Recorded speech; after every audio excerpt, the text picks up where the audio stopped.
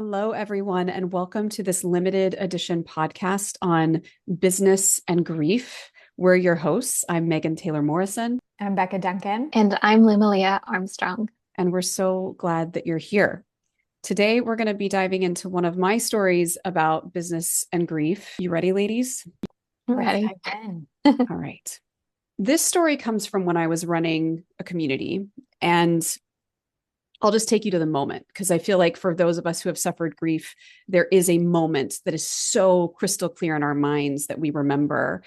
And it was the pandemic. I was living in Southern California at the time, and I was pulling into the parking lot at the gym. And as I pulled into the parking spot, I got a call from someone in my community's wife. So you can imagine that I was like, I wonder why this person is calling me, right? Yeah, like random. Okay. Yeah. Like, And immediately my mind went to that something was wrong. I didn't know what, but of course, she'd never called me before. I'd met her in passing, but we weren't close by any stretch of the imagination. And so I pick up the call and she says his name, let's call him Devin for this episode. Devin died today. Mm. And I was so shocked. This was a beloved member of my community. It was a close-knit community. It wasn't huge. You know, sometimes you have these communities of thousands of people or hundreds of people. And so some people know each other and some people don't know. Everybody in this community knew everybody else, and everyone was a cherished member. It was a really special place. that's amazing. It was amazing. And as I'm sitting there, you know how grief is. I'm like, should I go? Should I still work out? You know, you have this like haze of like when you're in shock, you don't really make any sense. And my higher self took over and was like, I think you should sit in your car and take this in. So I sat in the car, I took it in, I talked to his wife a little while longer, and she filled me in on the details that she could share. You know, this was sudden, it was unexpected, he was young. And I thought, I'm going to have to tell everyone. This is What on was me. happening? Like, what was happening in your body in that moment, Meg? I think I was numb because I'd been in positions of leadership before, but I'd never been in a position of leadership where I had it fall on me that I had to go tell my community members that someone had died. What did it feel like to be the person that had to tell the community? Honestly, I felt up for it. I was like, this is my community. I love these people. These people loved him. And like, now is my moment to serve them. That's what came through. I wasn't scared. I was also dreading it. Was there any point where you wish that somebody else could step in for you and tell them? No, there wasn't.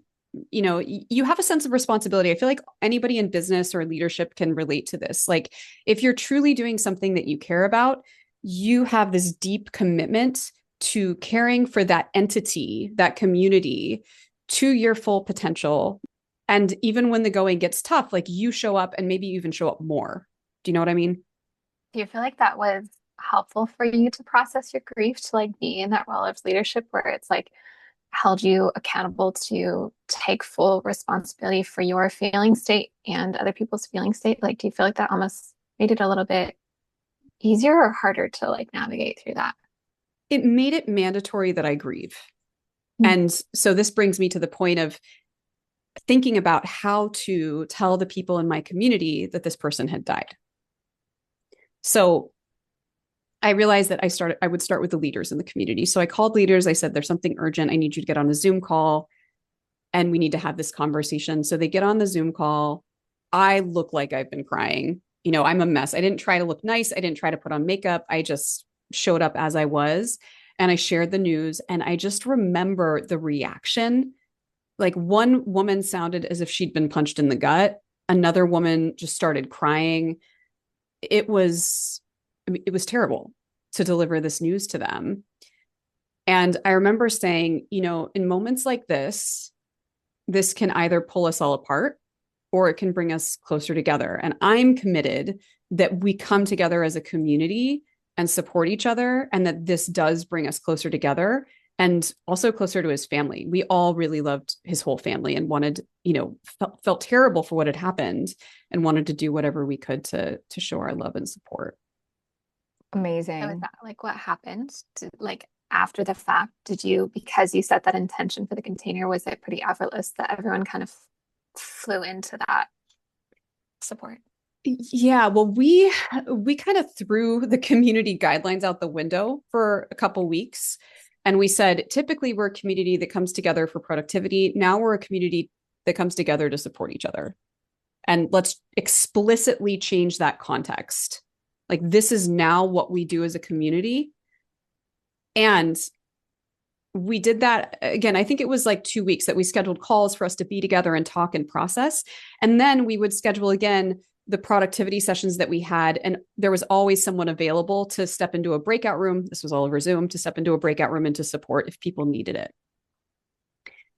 So it was a focus of the community. And I think we were better for it because we all have a tendency to grieve in different ways, but we all have to grieve. Mm-hmm. Because if we don't, it becomes a wedge between us and the people closest to us. Mm-hmm.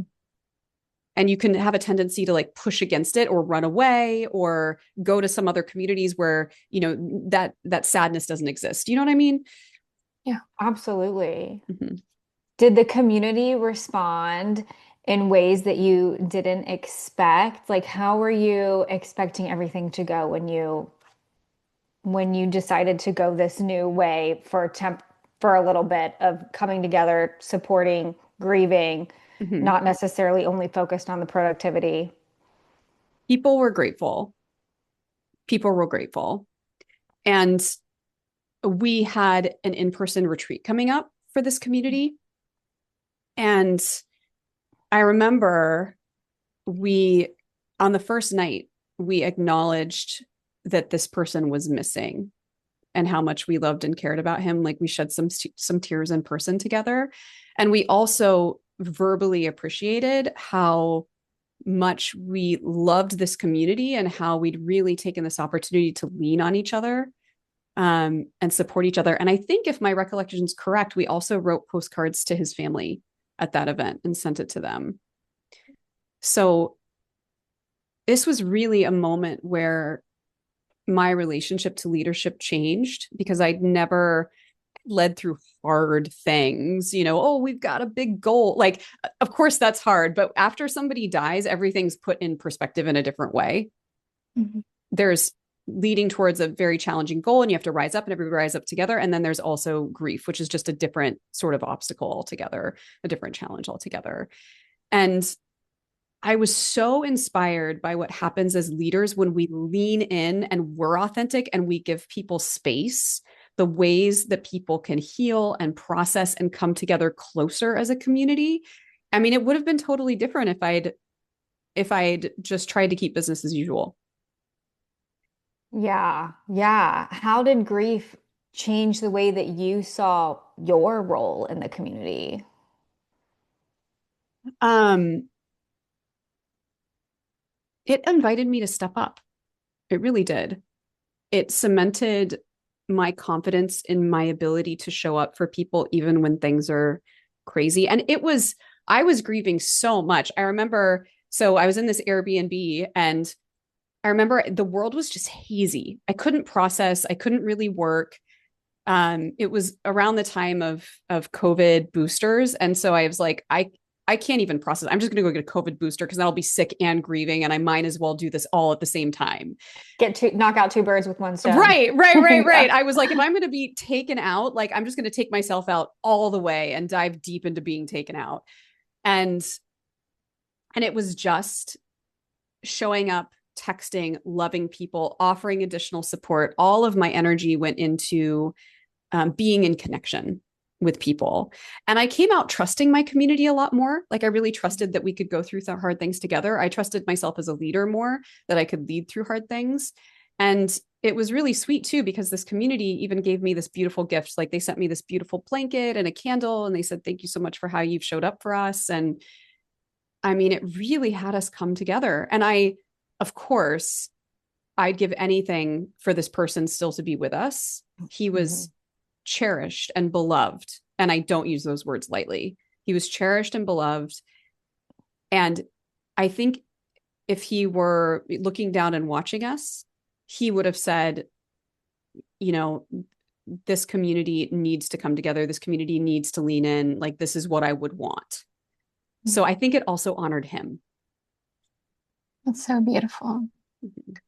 Megan, I really want to hear just how you emotionally, like physically supported yourself through this process as you were also like deeply in your own feelings, but also leading others, of holding the duality of, being a leader and being a human still in that process. I feel like grief takes you back to the bare bones of being human and puts everything into perspective. What did that do for you in your own being, beyond leadership, right? And it's like the more we step in our humanity, the better leaders we are. So what did that look like for you on a personal level? It was allowing what was to the fullest extent possible. When I wanted to cry, I cried. I remember I posted, this is really crazy. I posted this picture of myself. I'll see if I can find it in the mirror. I remember what I was wearing, like without a smile on my face. And I just posted about this heartbreak that was happening. And I was letting myself be seen exactly how I was, not trying to perform, not to show others that I was okay. Because sometimes I feel like we try to be okay to take care of others, but what others actually need is for us to be authentic. So we create the space for them to be authentic and to grieve. Mm-hmm. And it was really interesting because when I posted this on social media, I remember somebody reached out and was like, I was so inspired by your post on your grieving that I want to hire you right now to be my coach. And I was like, this is so bizarre, right? But I think it shows that people crave authenticity and they want leaders and they trust leaders that are going to show up and be real with them. Yeah, I think that's so, so important, to that permission slip to be right where you're at. I feel like it's so hard sometimes with leaders, like it's easy to like have to put on a hat and perform, right? But just like you said, it's like showing up right where you're at and honoring each moment. It took it moment by moment. And that's like what a true leader does, is feels the field for the moment versus trying to control and manipulate. And that's a very different paradigm than what most of our world has existed in. And I think that's the beauty of what we as female entrepreneurs specifically get to rewrite history. And that, do you think you could speak to a little bit of like how your leadership leads into that with grief, and how that is kind of paradigm shifting of like, I'm going to versus like stuff my emotions away and feelings are scary and we're going to avoid this and just move on, right? Yeah. You set the tone in a community of business owners for that. How did like, was that resonating with you, or this was just all instinctual for you as a woman? I mean, hearing what you share, Lamalia, the two words that come up for me are lean in, get messy together, get connected in the roller coaster of grief, which is that you're ugly crying and then you're laughing, remembering a sweet memory of that person, and up and down and up and down. Like, lean in. Like, we didn't have to send his family postcards. Some people might have been like, oh, I don't want to bother them. Oh, I don't want to make them upset. We were like, no, we love this person. And this is an expression of love. And this is what we do. So when we lean in to what's really going on, the only way out is through with grief. There's no getting around it. Otherwise, it just gets stored in our body and it haunts us, and we get neuroses and anxieties and tension. We have to grieve it to transmute it into something that we learn from and that gives that has a positive impact. So in our case, we transmuted the grief into deeper connection with each other. And so we have to lean in, we have to process, and giving ourselves permission to be exactly where we are. And I don't know if this was something I was able to do because I'm a woman and, I feel so deeply, or if it's something I've done honing my ability to hold my own emotions and express them over the years, as well as to be with other people's emotions, because a lot of times that's not trained in leadership, how to fully be with someone's emotions and welcome it and allow it, so that, but emotions have a beginning, middle, and an end. And if we try to cut them off, we often don't get the relief. But when we Mm-hmm. really allow ourselves to feel it, or the people in our community to truly feel it, people naturally come out the other side. I agree. I say that all the time. When I have gone through things, I have a tendency to want to take like weed gummies. I don't drink alcohol anymore, but I would take weed gummies. And once I stopped taking my weed gummies, like there were moments where I was just in so much pain. And I was Mm, like, I know that if I take a weed gummy or a Klonopin or whatever it is people do, because I've done that too, I'm like, this is literally just numbing it and pushing it off onto the next day and pushing it off onto the next day. And in order to really feel it and process it, like you have to not numb it. You have to just allow yourself to feel it, regardless of how horribly painful it is in the moment. Like you will be better because of it. Your business is going to do better. You will be a better leader. yeah.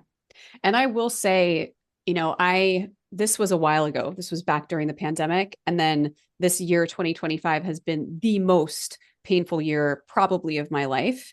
And I'll speak to in that future episode on also the use of antidepressants, because I've had a very transformative experience in how I think about those. And we have to feel things all the way through. And I also think that sometimes grief is like inflammation. If it gets too chronic, it we're not actually processing enough, and we might need some support at that point, like especially if we go into a deep dark depression like I was recently in. So yes to feeling our emotions all the way through, and yes to also keeping our eye on how dark it gets as we're grieving. Yeah. I think this is something interesting too, Meg, that while you were in this space, you were in community. And I think that's a missing piece in so much of our modern day of, I think had this been a one-on-one client and you had no community attached to them, would that have been a completely different experience because you had people around you? Yes, you were leading them, but I'm sure you gave like, walk us through like, how you showed up in your leadership, but also gave yourself permission to, being in that vulnerable state with and allowing yourself to be witnessed in your grief. Like, I personally believe that community is so much of a missing piece of our modern culture and our modern day and the self witnessing of each other. Mm. Did you feel any resonance with that in this experience of grief, having had that community component?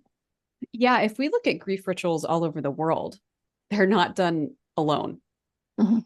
They're done in community. And in a way, I'm grateful that this grief was a shared grief, because we were able to process it all together. If it had been a one-on-one client, of course, I still would have created community. I would have gone to friends and family and had my mourning process. And there is a time-tested ritual in processing grief together that we have gotten out of because people are afraid of emotions. And that when we lean into that again, it is incredibly healing. Yeah, I think that's such a beautiful testament and just permission slip to anyone who's listening of like, go let yourself be witnessed by someone who you can trust to not go into fix mode, but just witness you. And that's a very precious thing. And sometimes we have to prompt people in our world, just be like, I Mm, just need you to witness me right now. And the power of that in grieving season. Yeah. yeah. Yeah. And that's a great point, Limalia. It's like we were able to witness each other and not go into fixing, and practice just being in that state, loving each other and being in that state. Because I feel like leaders and entrepreneurs sometimes put a lot of pressure on themselves to fix it. Oh, I have to bring this to my community or my team or my people, and then I have to fix it. No, there's no fixing to be done. There's just to be in the process and to allow it to unfold, and to track with the community, check in on yourself, check in on people, and let the grief take its course. If there is another person listening to this episode right now who might be facing something similar in their community, what would you want them to know? Gosh, I feel like I want you to know that you're allowed to have emotions as a leader, that by showing vulnerability, you're actually opening the door for other people to process in the way that they need to. And that we are currently creating a new generation of leaders and entrepreneurs who center transparency and vulnerability, not from a space of being victimized, but from a space of empowerment. And let's be that change. It's a powerful change and it's needed. Full body chills. Yeah, I've been Yeah. getting goosebumps this whole freaking time. Yes. Like I literally have them right now. Uh, well, that might be a great place for us to wrap up for today. Thank you, everyone, for tuning in. Lumalia and Becca, thank you for those beautiful, beautiful questions. And if anyone wants to learn more about us, you can see the show notes. We've got links to our respective websites and social media profiles. Is there anything I'm missing, ladies? I don't think so. Thank you, Meg, for being so vulnerable and sharing this. I really do feel like you sharing your story as a leader and being vulnerable really gives the permission slip to set somebody else free and to let them be vulnerable and show up fully in their community. So I know that this was so valuable to so many people listening. Thank Yeah. you. Thank you so much for sharing, Meg. It was so powerful to witness you in that. And yeah, set a standard that gives so much permission and space for people to be in a full spectrum of an experience. I also just want to add that it'd be really helpful that if this episode resonates with you, please share or comment anything. We love hearing your feedback. You can message any of us on social media if you want to share any resonance. We love to hear from you all and make this and also a participatory experience, which is a little bit unique to the way most of social media works nowadays. We love to hear from you all. Yeah, thanks everybody for tuning in and stay tuned for episode 2. Thank you, everybody. Thank you.